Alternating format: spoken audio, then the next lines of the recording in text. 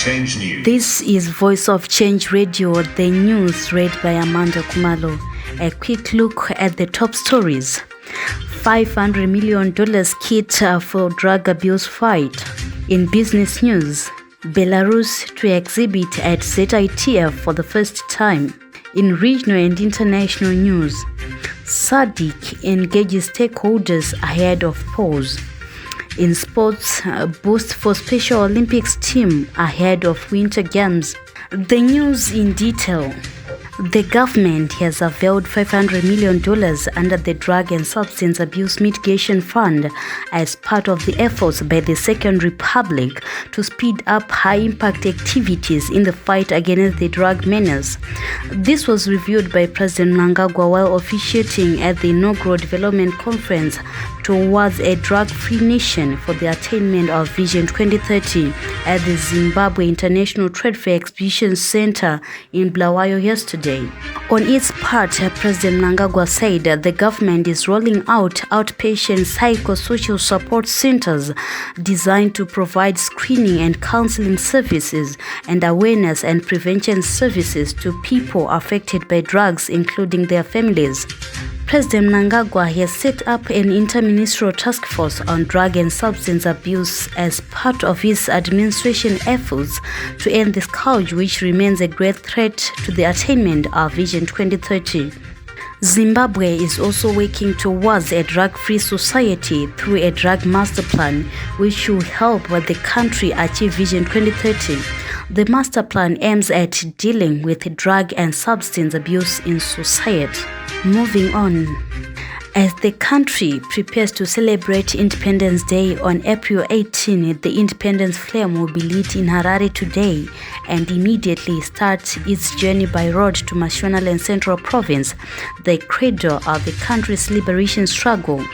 Next Tuesday, Zimbabwe will mark 43 years of independence, celebrating under the theme Nyika inovakwa nevene vayo, ilizwe lakiwa ngavanikazi valo, an apt theme that captures the transformation the country is going through under the Second Republic.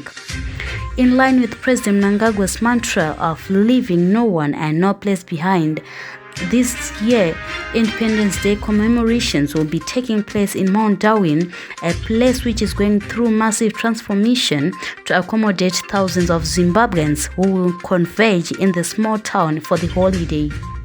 A look at business news. Belarus will exhibit at this year's edition of the Zimbabwe International Trade Fair, ZITF, for the first time ever as relations between Harare and Minsk continue to grow from strength to strength following President Alexander Lukashenko's recent state visit. Zimbabwe will in turn reciprocate the gesture by participating at the Belarus Agriculture Fair 2023 scheduled for some time this month or in May.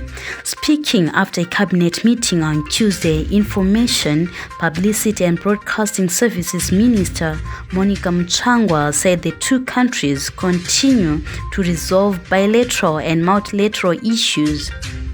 A look at regional and international news. The SADC Electoral Advisory Council pre-election assessment mission, which is in the country ahead of harmonized elections to be held later this year, began meetings with various stakeholders in Harare yesterday, in line with the regional bloc standard practice of observing elections in member states. The CAEC is being chaired by Justice Icheme Dlamini from the Kingdom of Eswatini, who is deputized by Advocate Notemba Chipuja from Namibia, while two officers from the SADC Secretariat complete the mission during its week-long stay in the country. The CEAC yesterday met with the Ministry of Foreign Affairs and International Trade and journalists from the public and private media.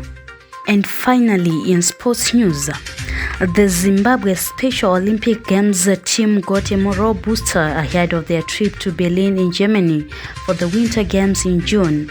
The team that has been in camp last month received a donation of $15,000, which will be channeled to the refurbishment of tennis courts that they will use during their preparations. That brings us to the end of this bulletin. Voice of Change News.